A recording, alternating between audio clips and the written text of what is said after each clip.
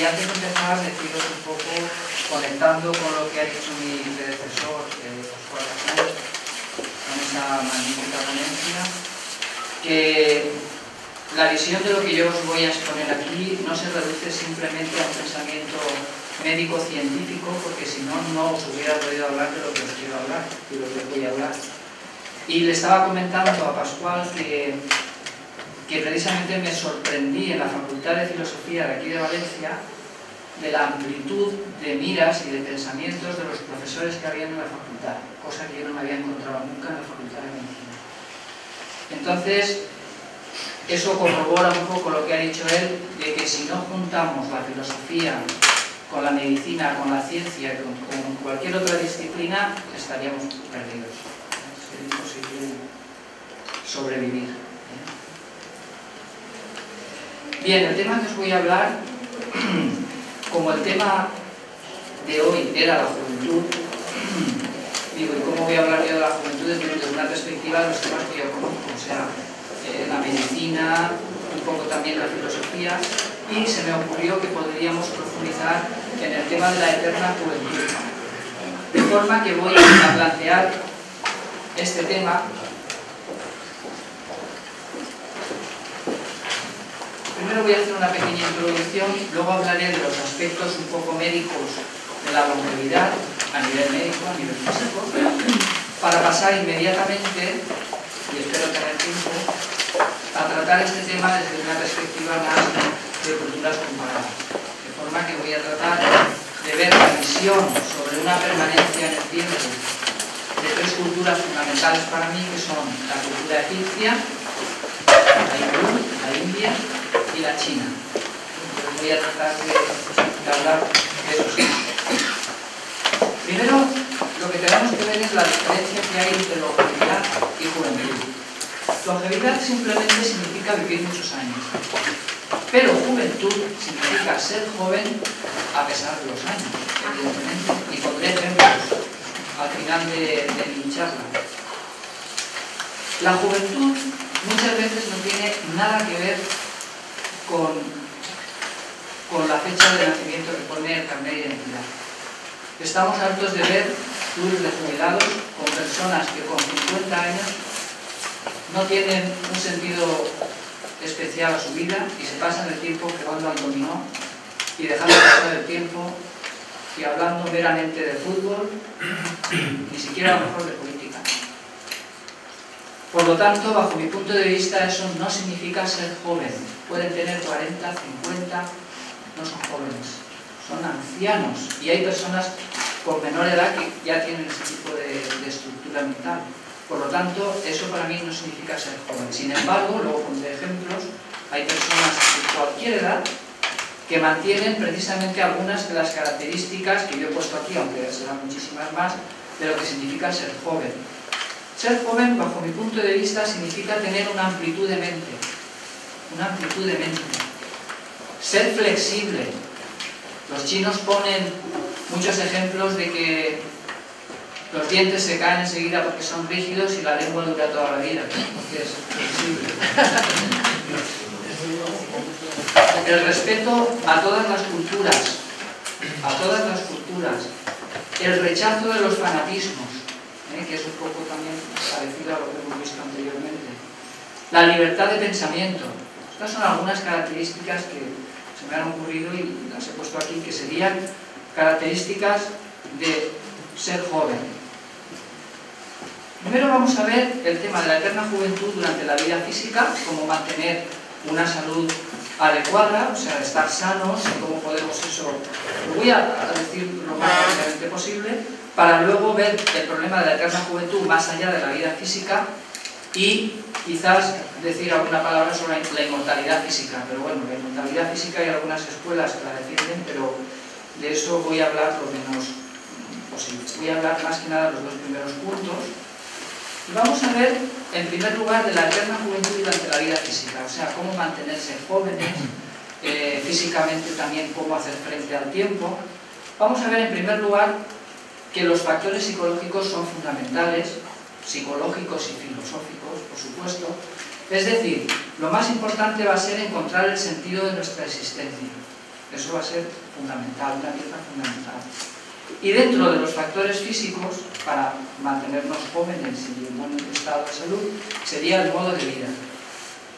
Dentro de los factores psicológicos, pues podemos decir que no solamente conviene vivir por el plan personal, sino por y para toda la humanidad, tener una visión de ayuda a la sociedad, de ayuda a los demás, no solamente para los que tienes más cerca, que es lo que estamos viendo hoy los políticos, que parece que quieren solucionar el problema a sus tataranietos, quieren ahorrar tanto para sus tataranietos y puede que más.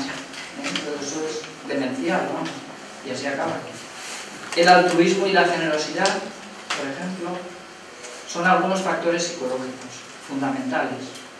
Y dentro de los factores físicos, lo que sabemos sobre la longevidad es que, según por ejemplo los experimentos de Alexis Carrel, él pensaba que las células eran eternas, pero con algunos matices, porque él decía, que fue premio Nobel de Medicina, que siempre y cuando a unos tejidos celulares se les mantenga, se les eliminen los desechos que van produciendo y se les den los nutrientes que necesitan para vivir, las células podrían vivir eternamente.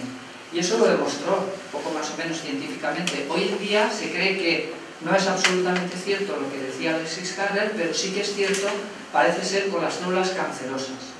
Es decir, un tejido de células cancerosas, siempre y cuando se le retiren los desechos que van produciendo y se le den los nutrientes que necesitan, podrían vivir eternamente. Es decir, por lo menos ahí, a nivel físico, esa es la idea. Luego hay experiencias con animales, por ejemplo, con unos nemátodos, unos gusanitos que viven más tiempo si comen menos. La restricción calórica se ha visto que favorece la longevidad. El ayuno en el ser humano, yo soy especialista en ayunos y os puedo decir que el ayuno tiene unas ventajas extraordinarias sobre la salud. Por eso están las clínicas Buchinger, en Marbella y en sitios de un nivel alto. Las tortugas hibernan y viven muchos años. Los animales con pulmones más desarrollados son los que viven más tiempo. Por eso los seres humanos tenemos un aparato cardiorrespiratorio muy potente y por eso se vive también más tiempo que otros animales más grandes. Y también sabemos que el estrés oxidativo produce envejecimiento, y ese estrés oxidativo lo produce pues, los problemas psicológicos, en fin, un gran número de enfermedades pueden producir esto. También se ha visto que los cromosomas, los telómeros, que son los bordes de los cromosomas, se desgastan y que la telomerasa es una enzima que se encarga de repararlo y que lo repara durante el periodo embrionario, pero cuando se nace ya no se produce esa telomerasa. Entonces se ha visto que como esa telomerasa ya no actúa, pues entonces los cromosomas, cuando el ADN se reproduce, porque el ADN está dentro de los cromosomas, pues las copias salen defectuosas y por eso se produce el envejecimiento y el deterioro biológico. Hay muchas teorías sobre el rejuvenecimiento. La proteína GDF11, por ejemplo, restaura los músculos en ratones. Cuando se le da la sangre de ratones jóvenes a los viejos, rejuvenecían. La dieta vegetariana, se ha visto que las grandes culturas longevas son vegetarianas, por ejemplo los Juntas en Cachemira, en la India, en Vilcabamba, en Ecuador, en Chihuahua, en México, los cosacos del Cáucaso, que dicen que montan a caballo por más de 100 años, se alimentan prácticamente de lácteos, y por supuesto que el control de la energía sexual prolonga la vida dentro de las teorías tántricas en la India, el taoísmo también sobre todo, y el budismo, etc. Sobre eso sí que hablaré ahora después. De complementos dietéticos, pues tenéis la vitamina E, la vitamina C, por supuesto que naturales, el selenio, el resveratrol, la fitoalexina, que previenen el cáncer y el Alzheimer. El resveratrol, por ejemplo, actúa sobre un gen, el gen SIRT1, que controla la longevidad de las células, estimula la producción de sirtuinas, que son unas proteínas que se relacionan con la supervivencia celular. La fitoalexina también es un antiestrógeno que disminuye los radicales libres. En fin, de esto podríamos hablar, dar solo la ponencia sobre todos estos preparados que pueden hacer que nuestra vida se alargue más y que seamos, y además con calidad de vida, con salud. La luteína, que previene la degeneración macular, el licopeno, todas las hortalizas y frutas de color rojo, las antocianinas y las de color morado, la superóxido dismutasa. En la India, por ejemplo, se cree que los albaricoques son el secreto de la eterna juventud y curiosamente tienen mucha vitamina E, por ejemplo, que es un antioxidante, en fin. Luego también se sabe que, por ejemplo, los riñones fabrican la hormona cloto, que retrasa el envejecimiento. Cloto, el nombre se lo han puesto porque era la hija menor de Zeus, que era la hilandera que hilaba en su rueca las hebras de la vida, y eso se relaciona con el paso del tiempo. Esta hormona está en la membrana celular y en la sangre, regula el equilibrio del fósforo con los oligoelementos y tiene acciones antioxidantes. Y la progeria, que es una enfermedad de los niños que envejecen muy rápidamente, pues parece ser que el fósforo está muy elevado y esta hormona pues está en relación con ese proceso. También se sabe que cualquier tipo inflamatorio va a acelerar el envejecimiento y hay sustancias que producen esa inflamación generalizada, como por ejemplo los azúcares refinados producen una inflamación generalizada. Cualquier proceso que produzca una inflamación generalizada favorece el envejecimiento, ya que la inflamación produce las citoquinas, el factor de necrosis tumoral, y el TUIP, que es el mediador de la inflamación. Eso hace que disminuya la hormona cloto y entonces se produce el envejecimiento. También hay un factor de transcripción, el NF-kappa-beta, que es la vía intracelular para que los mediadores de la inflamación hagan que disminuya el cloto, hacen que disminuya el cloto y aumente el envejecimiento. Y luego también pues, la ingeniería genética pues, está investigando y trabajando para ver si pueden detener el gen del envejecimiento, que es el FOXO, por ejemplo, y poder conseguir pues, vivir más tiempo. Pero en fin, todo esto al fin y al cabo se reduce a la parte física, ¿no? De lo que es la eternidad o mantenerse en el tiempo. Se ha visto también la prescripción calórica.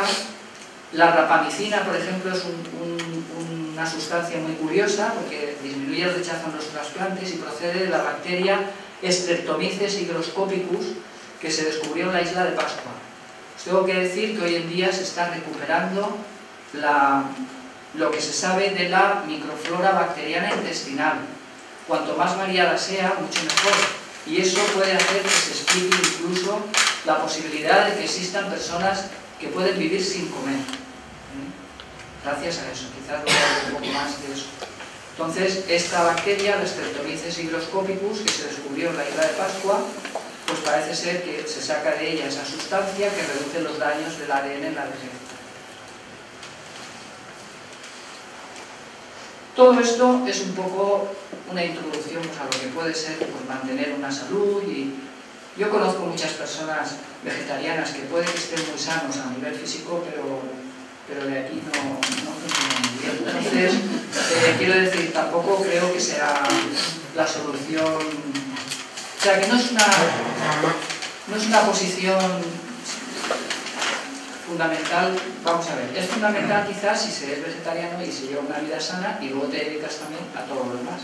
Pero simplemente por ser vegetariano y creerte que ya por eso has alcanzado la eliminación, pues no creo que sea la única cosa, ¿no? Entonces yo creo que este tema lo debemos de afrontar más, ya que todo lo que es material se transforma, o sea, va a desaparecer el sistema solar hoy en día, no desaparecer, va a transformarse el sistema solar. El sol cuando se apague, pues apagará la vida y todos los dineros que han robado los políticos, o sea que eso está condenado al desahucio, ¿no? Entonces aquí yo creo que lo que tenemos que plantearnos, incluso desde una perspectiva filosófica, si no queréis ya desde el punto de vista religioso, sería si hay algo que perdure a la parte física. Yo creo que eso es lo fundamental. A mí siempre, desde muy joven, me ha traído esa idea. Y toda mi vida casi me la he pasado tratando de ver si eso es posible, porque claro, el tema de la inmortalidad o de la supervivencia a lo físico es fundamental. Eso es fundamental. Creo que es una de las preguntas que nos tenemos que hacer cualquier ser humano constantemente, vamos, eso es fundamental.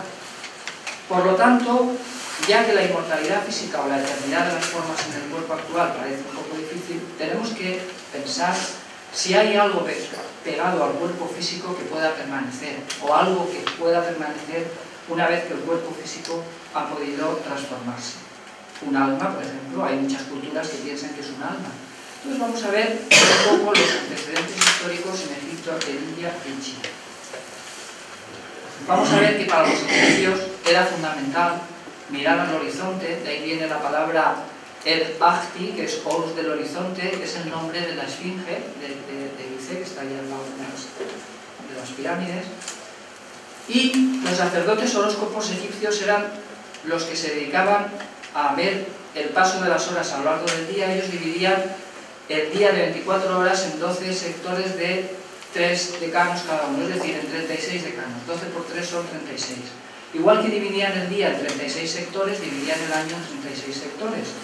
Y pensaban que el sol diariamente nacía por el horizonte y eso guardaba una analogía con el momento del parto. Y a eso ellos le denominaron el ascendente. La cultura greco-egipcia le llamó el ascendente, que es fundamental en la astrología, que es lo que ellos descubrieron. Ellos, yo creo que mucho más incluso que los caldeos. Y los egipcios ya pensaban que había una energía vital, que la representaban por la cruz cansada, que entraba a través de la respiración. Porque si nos damos cuenta, la cruz cansada solo la ponían en la zona, en los bajorrelieves, la dibujaban solo en las áreas que van a la nariz y a la boca, no en los rayos que van al cuerpo, sino los que van a la nariz y a la boca. Por lo tanto, pensaban que hay un aliento vital, como piensan otras culturas, y vamos a verlo ahora, que a través del aliento vital va a entrar salud y va a entrar la vida, ¿no? en los seres vivos. Aquí vemos a Anubis dándole el símbolo del aliento vital al faraón. Y los egipcios pensaron, y yo estoy convencido de ello, he hecho la tesis doctoral sobre el tema de la astrología en la obra de Miguel Servet, y para eso he tenido que profundizar mucho en los orígenes de la astrología, y yo estoy convencido de que los egipcios intentaron descubrir un método científico, entre comillas, porque la palabra ciencia no existía todavía en el antiguo Egipto, pero un método lógico para tratar de ver si hay algo que no depende tanto del cuerpo físico. Ellos estaban convencidos de que el momento en que un ser humano nace y empieza a respirar es cuando entra ese aliento vital. Cuando naces y te independizas del cordón umbilical de tu madre y ya empiezas a tener contacto con el mundo exterior. Esto que vemos aquí es la circulación mayor y la circulación menor. En el momento del nacimiento se producen algo así como lo que la evolución ha tenido que hacer a lo largo de muchísimos siglos o millones de años, que es el paso de vivir dentro del agua a vivir sobre la superficie del agua, vivir del agua a vivir del aire. Lo hace un ser humano en un segundo, en menos de nada más nacer. Es decir, mientras estamos dentro del vientre de la madre, estamos en un medio líquido y de repente salimos de un medio acuoso y nos enfrentamos al aire. ¿Qué ocurre? Pues van a ocurrir un montón de cosas en el aparato cardiocirculatorio, como investigó Miguel Servet, por ejemplo. Y es que, por ejemplo, hay una comunicación entre la aorta y la pulmonar. Las dos áreas están mezcladas antes de nacer y enfrentarse al mundo aéreo. Está el ductus arterioso, pues eso se bloquea y ya se independiza la aorta de la pulmonar. Se rompe la conexión con la madre, la placenta, el cordón umbilical, etc. Es decir, que eso nos hace pensar que ahí va a suceder algo muy importante. Y eso los egipcios, para eso descubrieron la astrología. Entonces ellos se dieron cuenta de que cómo era posible que fuera distinta una persona que nace un día o que nace otro. Hoy en día diríamos, bueno, ¿qué más da nacer 2 días antes que nacer 2 días después? Porque la carga genética es la misma. Tú ya tienes tu programa genético en tu organismo, ¿no? Pero ellos se dieron cuenta de que no era lo mismo a veces nacer 2 días antes o nacer 2 días después, y no era lo mismo nacer a una hora del día que nacer a otra hora del día. Hora viene de Horus, de horizonte, que también viene de Horus. Por lo tanto, yo creo que ellos, gracias a sus ideas astrológicas, que han sido la base de toda la astronomía actual y de muchas teorías filosóficas y del gran movimiento que hubo en el Renacimiento, pues ellos defendían eso, y si eso fuera cierto, pues entonces yo creo que la astrología antigua trata de demostrar de alguna forma que hay algo que no depende simplemente del cuerpo físico. Porque si tenemos la misma carga genética y no es lo mismo, nuestro carácter va a ser distinto si nacemos 2 días antes o 2 días después, o a una hora del día o a otra hora del día, lo que se va a incorporar es en el instante de nacimiento. Y según algunos neurólogos, como Sir John Eccles, que ahora lo veremos, puede pensar que quizás un poco antes, pero el límite estaría en el nacimiento.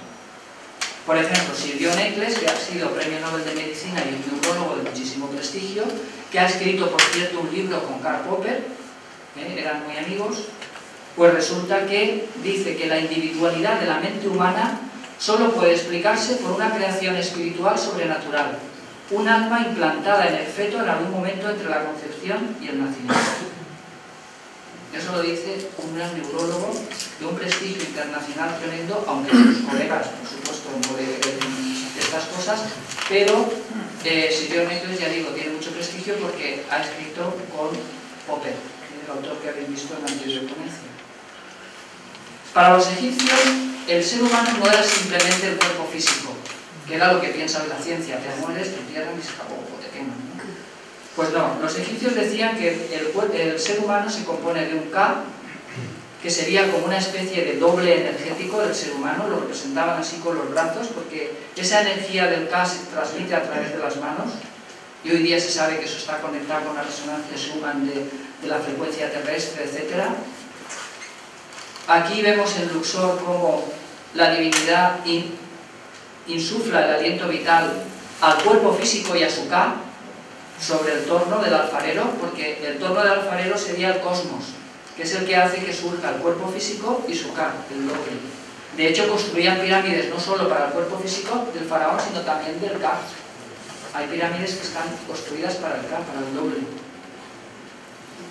Vemos cómo es a través de los brazos y de las manos que se va a transmitir esa energía. Puede estar en relación de alguna forma, por relacionarlo con algo físico, con la famosa aura que descubrieron los esposos Kirlian. El Ba, otra parte del ser humano, lo representaban en forma de ave con cara humana, o en forma también de carnero o de ibis. ¿Veis? Aquí aparecen los Bas. En la parte derecha de la imagen están una pareja, un matrimonio egipcio, con sus correspondientes Bas. El Aj sería la parte espiritual, es la naturaleza espiritual. Es una especie de síntesis entre el Ka y el Ba. Se representaba así también con un ibis. Curiosamente tiene la misma raíz que horizonte, Aj, horizonte. Y también tiene el mismo animal que representa al dios Tot, Uyuti. El Hat, que es el cadáver, todos sabemos lo que es, la parte física, el Hat, y para eso se hacía la ceremonia de la apertura de la boca con una zuela que curiosamente tenía la forma de la Osa Mayor, del Polo Norte, de la zona del Polo Norte. El Sahu, otra parte que componía el ser humano, el Sahu, en estrecha conexión con los cuerpos espiritual y corruptible, que permanecía, estaba el corazón también. Ese Lid lo representaban con una especie de vasija. El Kaibit, que es algo parecido a lo que podría ser una especie de sombra del ser humano. Veis que lo representan en forma de sombrilla. Se define como una luminosa y translúcida similitud del fallecido que es intangible, llamada Hu, y que normalmente se traduce por inteligencia o por el uno brillante o el uno resplandeciente, el magnífico. Esto está muy documentado, o sea, los egipcios pensaban que teníamos 9 partes que nos componían. El Seken se define como fuerza, forma divina, tiene analogía con poder. Y finalmente el Ren, el nombre. Para los egipcios el nombre era fundamental. De hecho, cuando querían hacer desaparecer a un faraón que les caía mal, lo que hacían era borrar el nombre de los caprichos, porque pensaban que era la mejor forma de eliminarlo. Eliminas el nombre, te has cargado a la persona de quien eliminas el nombre. Los egipcios conocían, de ahí la importancia que tiene para los egipcios la imagen, el jeroglífico de boca, de logos, como palabra, pero también como proporción matemática. De ahí que le den tanta importancia a las matemáticas. Eso está en el texto Menfita de la creación, es un texto muy importante donde ya se relaciona el pensamiento que está y el espíritu que está en el corazón, cómo se comunica con el habla, con la laringe, con la lengua. Todo esto influyó muchísimo, que es la idea que he mantenido en mi tesis doctoral, en el hermetismo renacentista, ha influido muchísimo en autores como Champier, Giordano Bruno, Servet, Paracelso, Cornelius Agripa, Copérnico. Todos estos personajes renacentistas están influidos por esas teorías egipcias, sin duda. Para los egipcios había un paso fundamental entre la crisálida que hay dentro de un gusano, que se da por ejemplo, y lo que sale después, que es la psique, la paloma. De ahí viene la palabra psique. De manera que para ellos era lógico que cuando un individuo fallece, lo momifican y lo ponen en el ataúd, ya veis que el parecido que tiene esta crisálida con un ataúd egipcio, pues luego tenía que resurgir algo. Y ese algo que resurgía, pues para ellos era pues el doble, o el K, o el alma de esa persona. Y por eso, disculpad, esto es un dibujo que hice yo hace tiempo, ellos en la pendiente de la pirámide es lo que ellos llaman el per-mus. El per-mus. Per-en-mus significa salida hacia la luz. De hecho, no existe el libro de los muertos egipcios. Existe el libro de la salida hacia la luz. Esa es la traducción correcta. El libro de la salida hacia la luz. De manera que las pirámides se construyen con la idea de que esa especie de espíritu pueda entrar y salir, como vamos a ver ahora. A veces también el permus dicen que es la vertical del centro de la pirámide. Significa per en us, que es salir hacia la luz. Y el triángulo fundamental egipcio, mal llamado de Pitágoras, era el de lados 3, 4 y 5, que si lo sumamos da 12. Por eso para ellos el 12 era tan importante. El 5 sería el relacionado pues, con lo solar, con el renacimiento. Aquí vemos la pirámide de Saqqara. Y aquí vemos una estructura que es fantástica porque es el Serdab, que está en la ladera norte de la pirámide de Saqqara, y esto yo le llamo que es como si fuera una especie de cápsula espacial. Una cápsula espacial pero para el alma. Entonces aquí, si miramos por esos orificios, veríamos a la figura del faraón y de su Ka, y es a través de... Esto está inclinado hacia el polo norte, y entonces se supone que por esos orificios podría el alma entrar y salir. En los textos de las pirámides hay muchísimas referencias al viaje del alma hacia Orión o hacia el polo norte, en fin, hacia las referencias astronómicas o astrológicas antiguas. En las tumbas de otros personajes que no eran faraones se ponía la famosa puerta falsa, que era una especie de rendija, que era a veces muy estrechita, porque no importa para un ser espiritual o el alma que pueda entrar y salir, no hacía falta que fuera una puerta muy grande.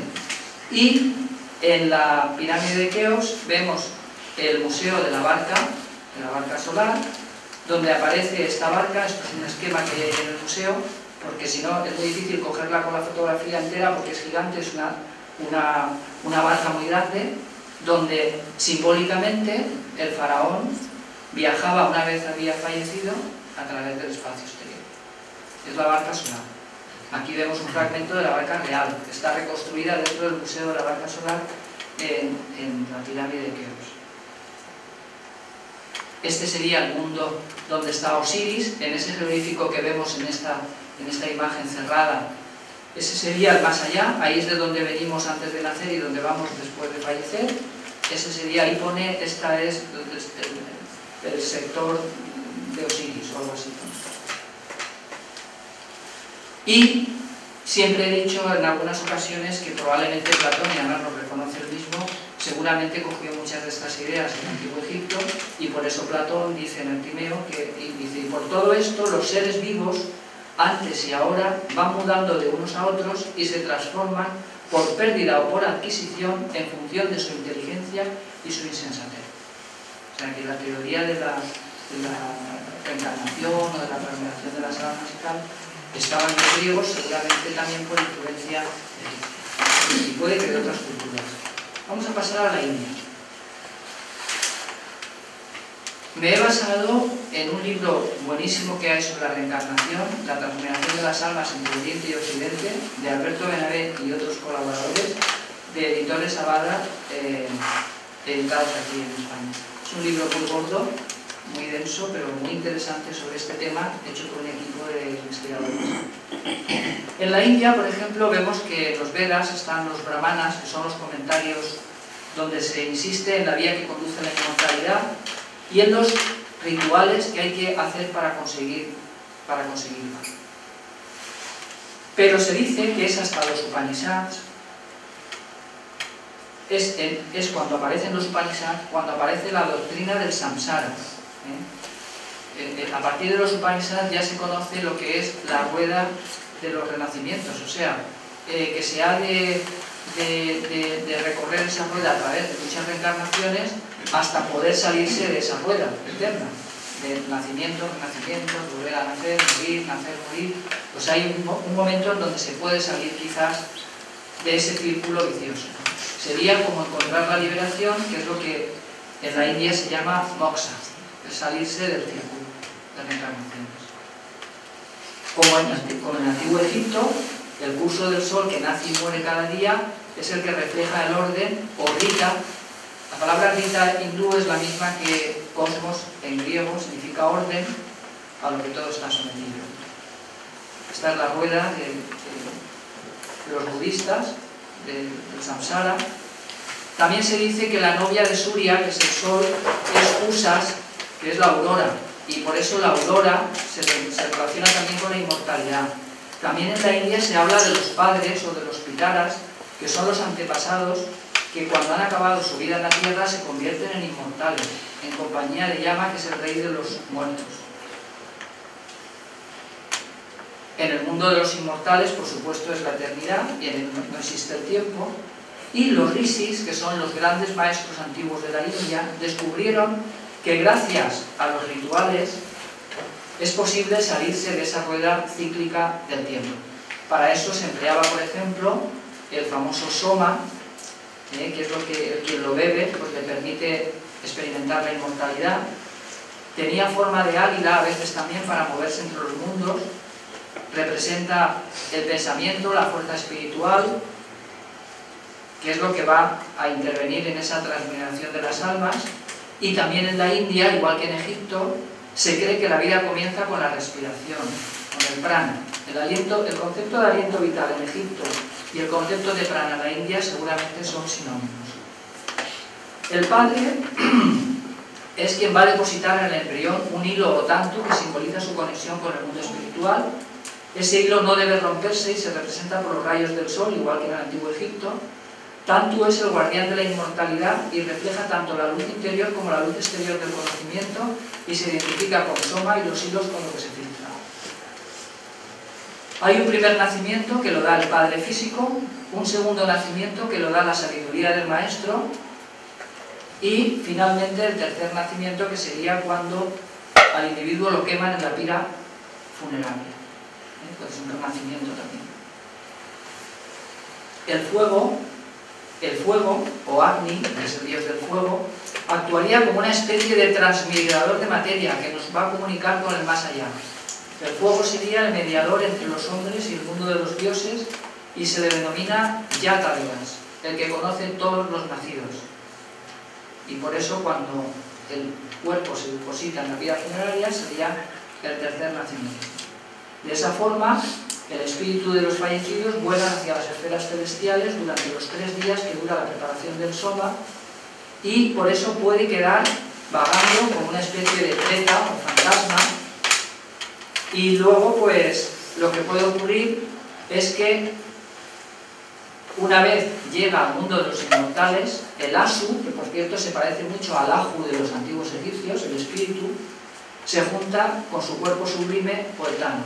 Y hay 2 vías, una hacia la inmortalidad con los dioses y otra hacia el mundo de los padres donde se podría volver a nacer. Luego hay referencias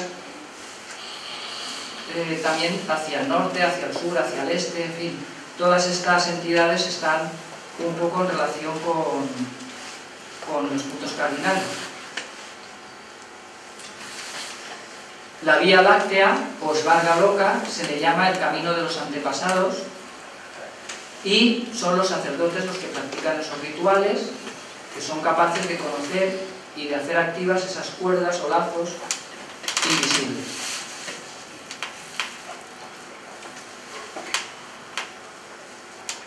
Así, resumiendo, el objetivo último del complejo ritual védico es la adquisición de la inmortalidad tanto para el sacerdote como para los que realicen los rituales adecuados. Dentro del pensamiento hindú está conseguir esa inmortalidad y salirse del samsara. También en el budismo, por supuesto, el budismo es muy relacionado con el hinduismo. La incineración, dice, no proporciona automáticamente la inmortalidad. Hay que hacer inmortal a esa parte del ser humano susceptible de serlo mediante ritos adecuados sin los que se consumiría tras la muerte. En primer lugar, asciende su aliento vital o prana, y el alma divino del oferente, los sacerdotes lo ponen a punto mencionando su nombre en voz alta para un segundo nacimiento. Ya veis también en la India la importancia que tiene el nombre, igual que en el antiguo Egipto. El nombre es muy importante, es tan importante que Jung, en Sincronicidad, un principio de conexión a causal, habla sobre lo que es en psicología la compulsión del nombre. O sea, hay una relación entre el nombre y el individuo. Cuando a ti te ponen un nombre, aunque parezca que es casual, no es casual, te han puesto ese nombre por algo. Y si profundizas en las raíces de tu nombre, puedes llegar a conocerte muchísimo. Os podría poner muchos ejemplos, pero no me quiero meter en ningún lío. Nombres de personajes públicos que tienen nombres que indican lo que han sido. Tenemos permiso. Por lo menos a uno.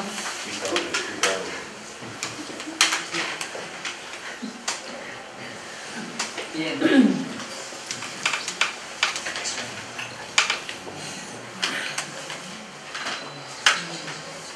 Hay también en la antigua India la doctrina de los pranas, ya que en estas culturas antiguas se trabaja mucho con el aliento vital, y en la India estaba la doctrina de los 5 pranas, los 5 tipos de respiración, ya que las 5 facultades vitales son la respiración, el pensamiento, el habla, la vista y el oído.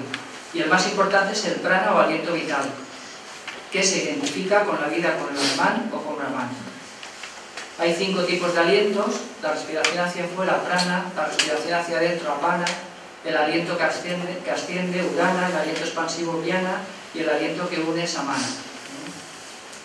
Tanto en la India como en China se trabaja muchísimo con la respiración. Y en la India se dice, pues como la piel muerta de una serpiente yace tirada sobre un hormiguero, así yace este cuerpo. Que en cambio este aliento vital y corpóreo e inmortal es como Brahman puro esplendor, hasta que ese prana vuelva a cubrirse de otro envoltorio. Esa identidad del individuo es lo que en la India se llama el Atman, su espíritu, su principio vital, el sí mismo, su yo. Dice, toda conciencia depende del Atman. Y dice también, la causa del sufrimiento es la sensación de estar separados del Atman universal. O sea, cuando uno no se acerca a ese principio divino, pues sufre. En la medida en que te acercas más a ese principio, te identificas con esa divinidad, con el Atman, y entonces dejas de sufrir. Y también se dice que ese Atman en el corazón es más pequeño que un grano de arroz o de cebada, o que una semilla de mostaza, un grano de mijo, o el núcleo de un grano de mijo. Ese Atman en el corazón es más grande que la tierra, más grande que el espacio intermedio, más grande que el cielo, más grande que estos mundos. Es decir, ese Atman está tanto en el microcosmos como en el macrocosmos. Está en todos los lugares. El Atman es la parte que sobrevive, según el hinduismo, tras la muerte corporal, un concepto de alma o espíritu individual similar al que se encuentra en el jainismo, que es una rama del hinduismo, muy auténtica, muy profunda. Al morir, el Atman y los pranas parten del corazón y salen del cuerpo.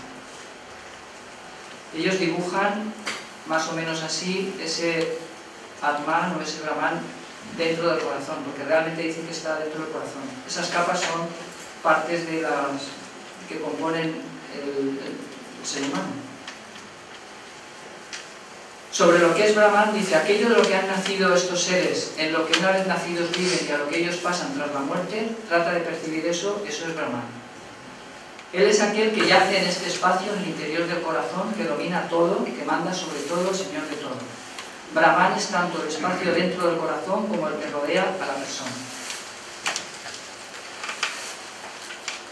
Y es en un Upanishad, en el Katha Upanishad, donde aparece por primera vez la idea del samsara, de ese mito del eterno retorno, y se describe así la constitución del ser humano. El ser humano tendría, igual que en el antiguo Egipto, unos componentes que en la India serían una parte espiritual, que serían el Atman, el Buddhi, que es la razón, Manas, la mente, y dentro de la parte corporal los 5 sentidos o poderes.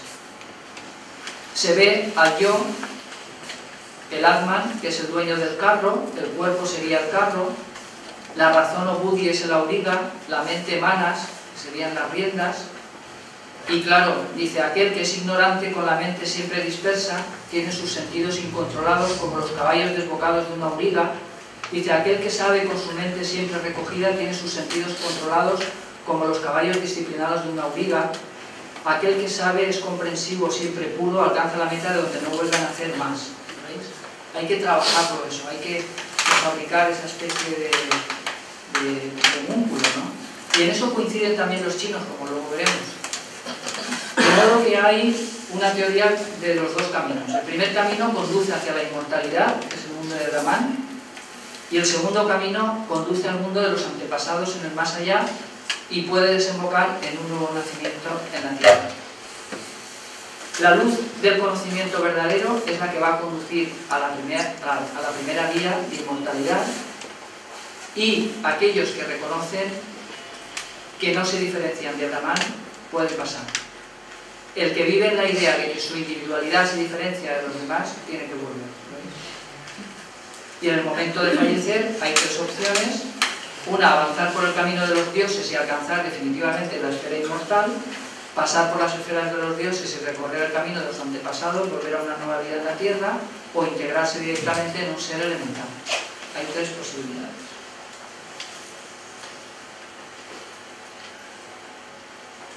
El único deseo válido para alcanzar a Brahman es la búsqueda de la identificación del Atman individual con el Atman universal. Cuando se produce la liberación de todos los deseos que estaban pegados al corazón del individuo, entonces el mortal se vuelve inmortal, alcanza a Brahman en este mundo. Puede alcanzar la liberación o moksha de ese círculo de nacimientos o samsara y eludir un nuevo nacimiento si cesan sus deseos y se libera así de la consecuencia de sus actos, de su karma, que llaman. Por lo tanto, según el jainismo, que es un grupo muy auténtico y arriba dentro del hinduismo, cada ser humano estaría compuesto de diferentes cuerpos, igual que en el antiguo Egipto. El cuerpo físico ordinario, el cuerpo de transformación, el cuerpo de transferencia, el cuerpo luminoso energético, el cuerpo kármico, y ese cuerpo kármico es el que almacena karma y es el vehículo que acompaña al espíritu en sus transmigraciones y se va a transformar continuamente con cada acción.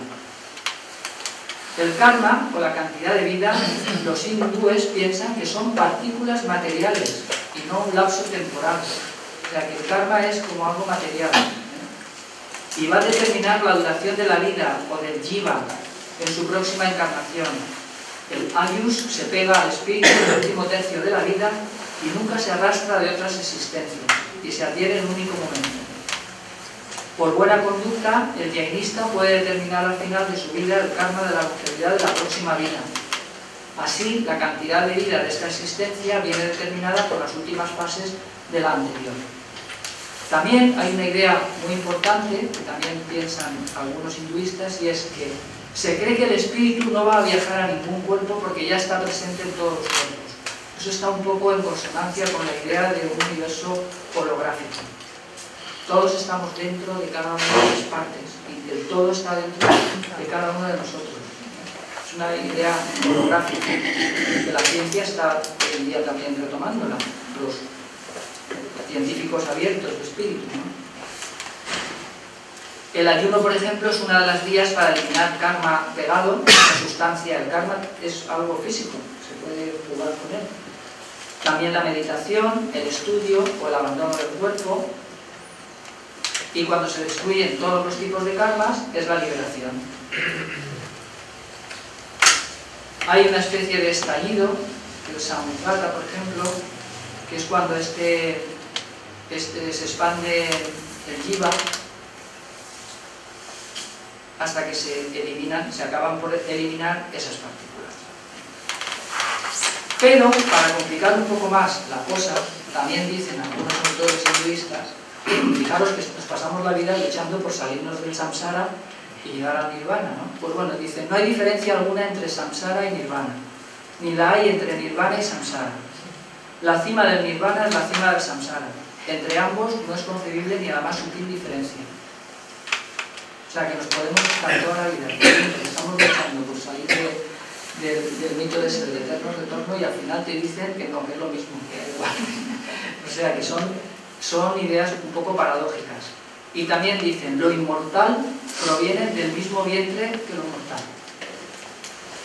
O sea, que es curiosísimo esto, pero a mí me ha llamado muchísimo la atención. En la India hay personajes que han demostrado que todo lo que dicen las teorías hindúes son ciertas. Hiri Bala era una mujer que vivió un montón de años sin comer, igual que Teresa Newman en Occidente.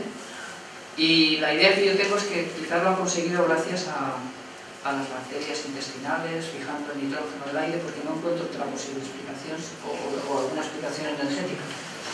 Aquí vemos a Swami Ramatirtha, que a mí también me ha influido mucho. Es, digamos, uno de mis primeros maestros de hinduismo, junto con Prasanta. Aquí no está Prasanta, aquí está Swami Ramatirtha, Solveig y su marido Gundar. Solveig la conocéis mucho los que estáis aquí, es nuestra profesora de yoga. Y aquí vemos a Prahlad Jani, que en la actualidad es un yogi de la India, que le han hecho estudios por las Fuerzas Armadas hindúes en hospitales militares. Lo han tenido 10 días sin comer, sin beber, sin defecar, sin ir al baño, y se ha podido comprobar cómo su propia orina la reabsorbe y vive sin comer y sin beber. Han hecho experiencias con él precisamente con la idea de las Fuerzas Armadas hindúes, ver si eso tiene aplicación en situaciones conflictivas, cuando hay personas aisladas que se quedan sin poder comer ni beber ni nada, y ver qué misterio hay ahí para que una persona pueda vivir sin comer. Este señor es Prahlad Jani, en la India, y vive, creo que actualmente. De Braja Baba se dice que en la India vivió un montón de años, no sé si 250, 300, iban pasando los presidentes hindúes, vivía en una cabaña así, al lado de un río sagrado de la India, y vivió montones de años. Bien, pasamos a China.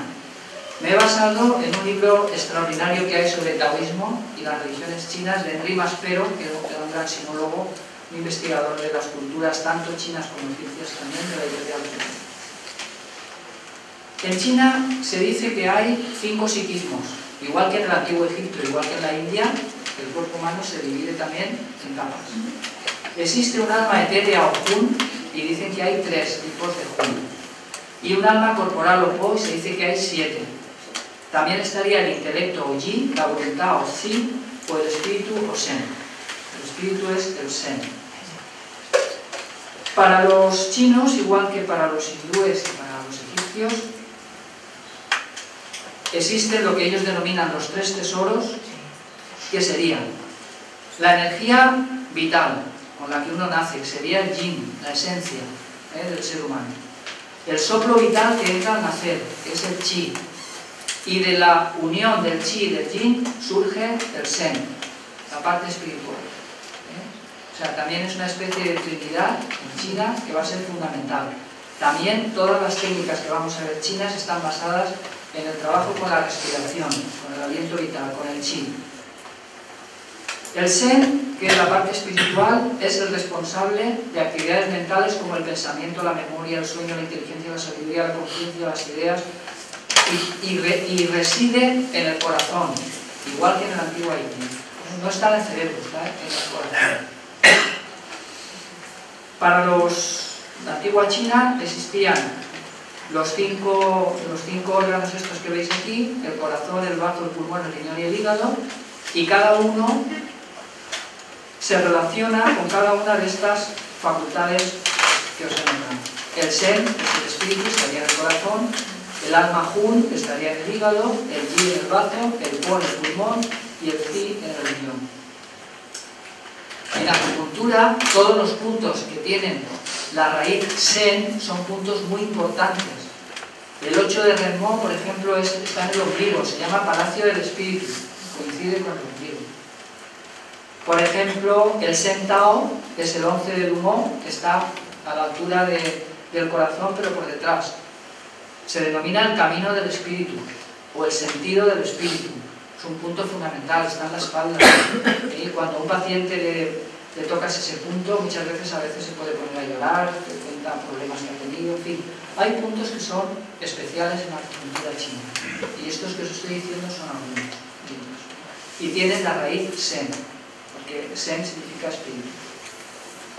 El corazón, para la antigua China, es el órgano de la inteligencia y del espíritu, y lo que hay que conseguir es liberar al alma de toda influencia exterior mediante el ayuno del corazón. Unificad vuestra atención, no escuchéis con vuestros oídos sino con el corazón, no escuchéis con el corazón sino con el soplo. El oído se limita a oír, el corazón se limita a corresponderse con las cosas. Es el soplo el que cuando está vacío aprehende la realidad, y la unión con el Tao solo se obtiene con el vacío. Este vacío es el ayuno del corazón. Y a veces llegaban a esta inmortalidad que deseaban tanto por una especie de atajo. Por una especie de atajo. Tampoco se tenía que hacer alarde de haber conseguido la inmortalidad, sino, según se dice, tendrían que fingir que se morían. De hecho, su cuerpo en el ataúd se sustituía por un sable o un bastón que se sepultaba en su lugar, mientras que el cuerpo hecho inmortal se iba al paraíso de los inmortales. Eso es algo muy típico de los escritos antiguos taoístas. Se obtenía con una serie de ejercicios y prácticas destinadas a nutrir el principio vital y hacer el cuerpo inmortal. Consistía en reemplazar los elementos vulgares o mortales del cuerpo por elementos sutiles e inmortales. Construir esa especie de homúnculo. Lo que anima al ser humano es el soplo original que penetra con la primera respiración. Eso es lo que dicen también los antiguos taoístas. Se mezcla con la esencia y de esa unión se forma el espíritu, que es lo que he dicho al principio. Para ello hay que nutrir el principio vital, nutrir el espíritu, concentrarse en lo uno, y para nutrir el principio vital dan unas normas muy curiosas que nos llamaría mucho la atención a nosotros, como es evitar los cereales, ya que los cereales alimentan a los 3 gusanos o los 3 cadáveres que dicen. El soplo original podría tener alguna relación con la idea occidental del alma intelectiva, de los santos padres de la Iglesia antiguos y los neoplatónicos o platónicos. Y la esencia podría tener que ver con el alma vegetativa. Dan unas normas higiénico-dietéticas taoístas: no matar a un ser vivo, no comer carne, no beber vino, no mentir, no robar, no contar sus impuros, no casarse. No es no casarse de no casarse de no depender de esa institución, pero las relaciones sexuales, bueno, si os digo todo lo que he leído sobre lo que recomiendan, os espantaría. Entonces, no es no casarse, es controlar la energía sexual. Evitar el puerro, el ajo, la cebolla, mostaza, charlota, lácteos. Evitar los 5 cereales que ellos conocían, que son el arroz, mijo, trigo, avena y judías. Y bueno, ¿y qué comían? Si eran vegetarianos, no comían tampoco cereales. Luego hay también relaciones con los dioses y los puntos cardinales, sobre todo los astronómicos, con el polo norte, con el polo sur. Hay muchas referencias astronómicas y astrológicas, igual que en el antiguo Egipto. Al dios de la longevidad se le presenta como un anciano de grandes jorobas, con un enorme cráneo calvo, con un bastón nudoso, que es el bastón nudoso de los inmortales, y lleva también un melocotón, que es el símbolo de la inmortalidad en la antigua China. Un melocotón. A sus pies también colocan un champiñón o una tortuga, que son símbolos también de larga vida. Y hay varios procedimientos para conseguir la vida eterna según la antigua China. Mediante la alquimia, fabricando el elixir de larga vida; mediante el ascetismo, regulando la respiración. Otros han recibido en las montañas el melocotón de la inmortalidad. Y cuando se llega al abandono del cuerpo, se sale del ciclo de las transmutaciones y se va con los inmortales. Se sustituye el alimento vulgar por el alimento del soplo, una especie de aerofagia que consiste en aspirar aire y retenerlo tanto tiempo como sea posible sin dejarlo escapar, y mientras se retiene hacerlo pasar en bocanadas parecidas a grandes tragos de agua de la tráquea al esófago, de manera que llega al estómago como un verdadero alimento. Esto lo estamos intentando hacer y es un poco complicado, pero se puede hacer. Es decir, esto confirma mi hipótesis de que muchas veces se puede justificar a estas personas que pueden vivir sin comer probablemente porque hay algún mecanismo de las bacterias que hay en el intestino. Si conseguimos pasar el aire del aparato respiratorio al aparato digestivo, estamos dándole alimento a las bacterias que son capaces de fijar el nitrógeno y fabricar ese alimento.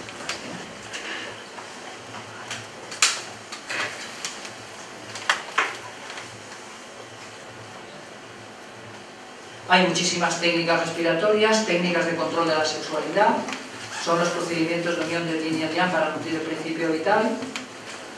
Cada vez que la esencia es pequeña se cae enfermo y cuando está agotada se muere, o sea, ellos le dan muchísima importancia al control de la energía sexual. Fijaros lo que llegan a decir, dice, acostarse con una mujer es igual que galopar teniendo los dos riñones enfermos, es igual que acercarse con miedo de caer a un profundo foso lleno de sables. Dice, cuando se conoce bien el procedimiento, los males que provienen de acostarse con mujeres son escasos. La simple continencia no sirve de nada, pues va contra natura. Y no te están diciendo que tú tengas relaciones, lo que te están diciendo es que te controles aun teniendo las relaciones. Eso lo deja muy claro. Y sobre si las mujeres también funcionan igual que los hombres y tal, dicen que una mujer que se llamaba Shivan Mu es una mujer que consiguió el Tao alimentando el yin, o sea que no lo reducen solo a los hombres. Y ya para ir terminando, aquí veis una imagen muy bonita de un taoísta que conocimos en el viaje que hicimos a China. Le llaman Dao Jin, el anciano del Tao, en internet, está en internet, lo podéis ver, es muy famoso allí en los montes, en las montañas de Budán, en China. Este es el templo de la nube púrpura, donde hicimos allí Chikun, con la escuela de aquí de Tantien. Aquí nos veis a Pilar a la izquierda y a mí haciendo Chikun. Y esta es una foto preciosa que nos hicieron para un concurso allí en China. Son los profesores. El de la izquierda es el profesor Wang, el del centro es el profesor de Chikun de allí de las montañas de Budán, y el de la derecha es Félix Castellanos de la escuela Tantien de aquí de Valencia, fue el que organizó el viaje, son profesores de Chikun. Y aquí vemos a Zhang Jiali, que es un taoísta auténtico, que lleva muy bien todo lo de la alimentación, lo del trabajo con la línea sexual, o sea, este es un auténtico maestro taoísta en los montes de Budán. No se puede decir tanto quizás de los que están en Pekín, pero de los que están en Budán sí que son muy auténticos. Y Teresa Newman es una mujer occidental de las que ya os he dicho que estuvo 30 años creo sin comer y sin beber, solo comulgaba. Otro de los personajes que a mí me ha marcado mucho es Alexandra de Vigny, que vivió más de 100 años, una francesa que vivió en el Tíbet y aprendió muchas técnicas orientales para alargar la vida. O sea, esta es una mujer extraordinaria, Alexandra de Vigny. Este es mi querido amigo Emilio Campos Zurita, que a mí me inició en la astrología, vivió muchísimos años y murió en mis brazos, en Alicante. Era un sabio total. Aquí yo muy jovencito con él en su casa. Y este es Eduardo Alfonso, que es otro sabio para mí longevo. Estaba también muy por la longevidad. Vamos, yo creo que falleció porque se rompió la cadera, si no hubiera vivido un montón de años. Y seguramente falleció una embolia grasa. Eduardo Alfonso no solo era un médico naturista, sino que era un gran filósofo, teósofo, alumno de Mario Rosso de Luna, en fin, un personaje. Y aquí tenéis a Sangarasita, que todavía vive, es ya muy mayor, un hombre muy longevo, que es el fundador de los amigos de la Orden Budista Occidental, que están en Valencia también. Yo los tengo en Alicante, en la montaña, donde han montado un monasterio que se llama Huiraloca, el mundo escondido. Son budistas auténticos. Llevan muy bien la alimentación, el modo de vida. Y Sangarasita también es un personaje muy interesante, todavía vive. Lo invitamos aquí a la casita que teníamos en Viveros, los viveros municipales, que dábamos conferencias y todo durante un tiempo. Y esta, ya veis, para finalizar, a Solveig Nostrom, la conocéis todos aquí en la escuela, que estuvo aquí recientemente. Yo la conocí con esta edad, una foto que hizo mi padre. Era bióloga, fue la que salvó Lucentum, y es una mujer eternamente joven. O sea, esa mujer mentalmente no tiene la edad que tiene, que son 93 años. Es una mujer jovencísima, de mente. Creo que es un ejemplo a seguir. Y ya está.